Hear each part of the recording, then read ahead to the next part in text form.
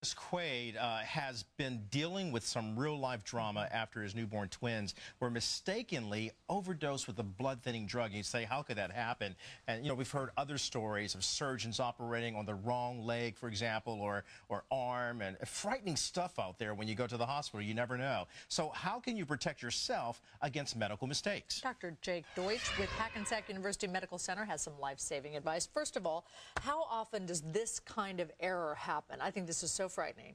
Well, mistakes are probably underreported, so we probably don't have a true estimate. But when you talk about medical mistakes leading to death, they actually estimate between 50 and 100,000 cases per year. 50 and 100,000 cases. That's more than highway fatalities, than breast cancer, or HIV and AIDS. So this is a real problem, and I think paying attention to it is very important. Why does that information get out? I mean, until right now, when we're hearing this. Well, I think in this situation, when you're talking about a Hollywood celebrity, obviously becomes very important.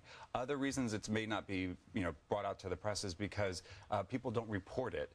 Sometimes there's no bad outcome, so there's no harm, and just sometimes it just slips by. So now, what are some of these things that do happen? Obviously, in the case of the Quaids, the children were given blood-thinning medicine, an overdose of it. Right. We've read that incorrect limbs are amputated sometimes. Yeah. The wrong breast is operated on. Major mistake. This is huge stuff. Exactly, and it's actually kind of unbelievable when you see the after effects, but when you think about it, it's more about the systems and the systems that are in place in the hospital that people inadvertently, amputate the wrong side.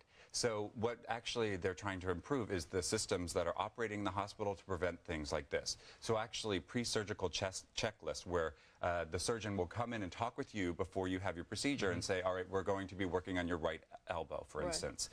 And then actually in the operating theater, they'll be doing a checklist where there's actually a timeout. So everybody is going to stop what they're doing, including the nurses and the scrub techs, and they'll be talking about the case. So today we're working on so-and-so's left kidney, and it's actually a way in order to make sure those type of things don't happen. So you've got a good system of checks and balances in place to be more proactive against these kinds of things happening. Absolutely. Let's go through a list of some of the mistakes that are out there. For example, Tampa, a surgeon there removed the wrong leg. A man dies after surgery on the wrong side of his head. Doctors removed the wrong testicle. How does that happen? Surgeon removes kidney instead of gallbladder, and a girl dies as well after receiving the wrong heart and lung.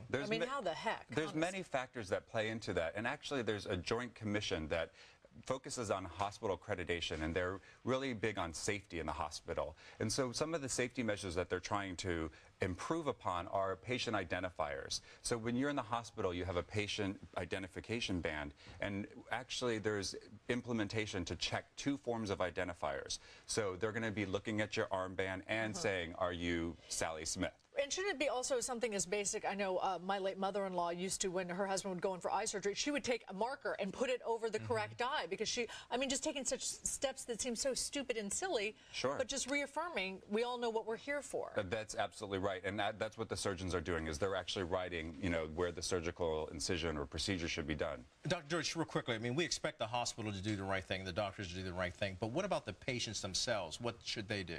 Well, there's a couple of key points. Always be your best advocate.